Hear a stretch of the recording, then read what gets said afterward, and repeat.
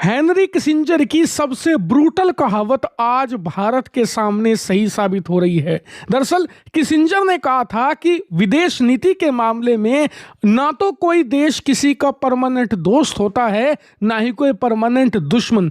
आज आप जिसे अपना सबसे अच्छा दोस्त मानकर चल रहे हैं, वही दोस्त आपका दुश्मन कब बन जाएगा आपको कानो कान खबर भी नहीं लगेगी। और यही रियलिटी होती है विदेश नीति की। इसमें कोई देश को आप ना तो अपना दोस्त मानो, ना भाई मानो, ना सगा संबंधी मानो और ना ही किसी को दुश्मन मानो। सिर्फ आप अपने राष्ट्रीय हित को आगे रखकर दोस्त और दुश्मन बनाओ। यही हो रहा है इस समय भारत, रूस और अमेरिका के बीच में। दरअसल आपको पता ही है कि पिछले एक साल से भारत अमेरिका के बीच में ट्रेड वॉर चल रहा था और ये वॉर इतना ब्रूटल हो गया था कि एक बार को भारत ने चीन से भी नजदीकी बढ़ानी शुरू कर दी थी। और लग ऐसा रहा था कि भारत, रूस और चीन मिलकर आईआरसी ग्रुप को फिर से जिंदा कर देंगे और एक ऐसा प्लेटफॉर्म बनाएंगे जिससे अमेरिका को चुनौती दी जा सके। लेकिन पिछले 72 घंटों में जो हुआ है वो किसी बॉलीवुड पिक्चर की स्क्रिप्ट जैसा है, क्योंकि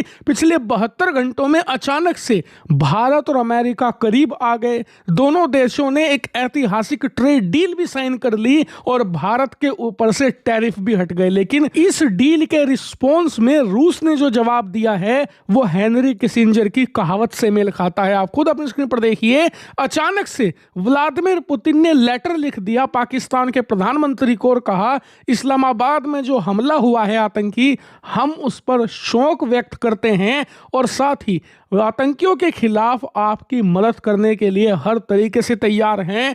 और इतना ही नहीं, रिपोर्ट आ रही है कि आने वाले हफ्तों में रूस और पाकिस्तान की सेनाएं मिलकर एक युद्धाभ्यास करने जा रही है जिसमें काउंटर टेररिज्म की प्रैक्टिस करी जाएगी पाकिस्तान के अंदर ही, जिसमें रूसी सेना ट्रेनिंग देगी पाकिस्तानियों को कि आतंकियों से कैसे लड़ा जाता है। और बात सिर्फ यहीं तक सीमित नहीं है।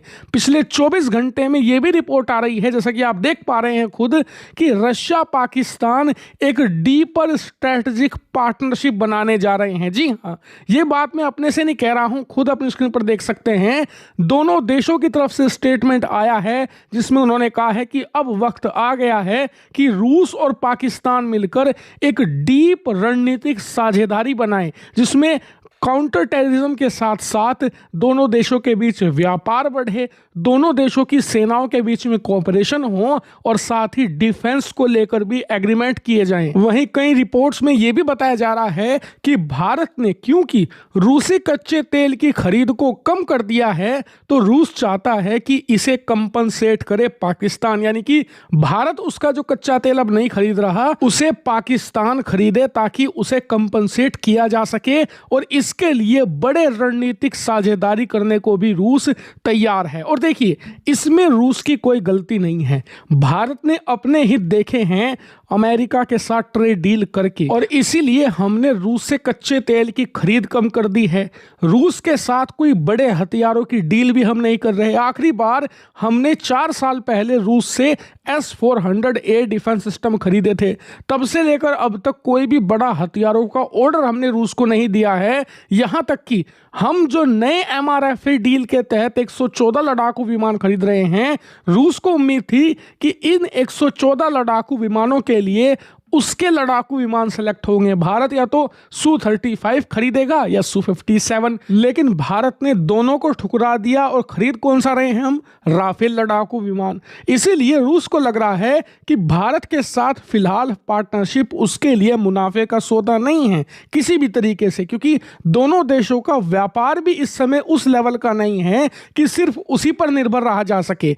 इसीलिए रूस अब अपने राष्ट्रीय हितों के लिए नए पार्टनर्स की खोज कर रहा है। लेकिन दुखद यह है कि रूस को पाकिस्तान में अपना नया पार्टनर दिख रहा है। जिस देश की अर्थव्यवस्था कोलैप्स हो चुकी है, जिस देश के पास चवन्नी नहीं है रूस को देने को, वो कहां से रूस के हथियार खरीद लेगा, कहां से उसका कच्चा तेल खरीद लेगा और कितना ही व्यापार कर लेगा वो रूस के साथ।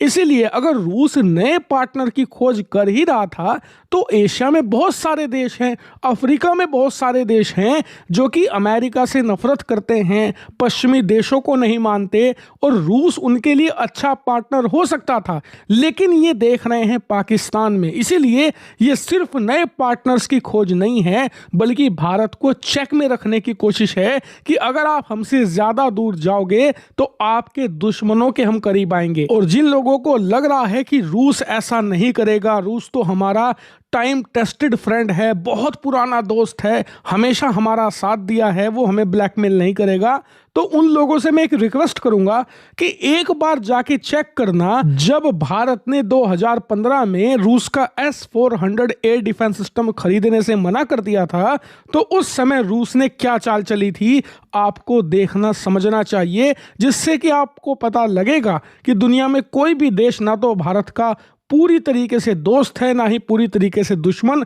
हर राष्ट्र के अपने अपने हित हैं, जिन्हें साधने के लिए सब अलग अलग हथकंडे अपनाते हैं।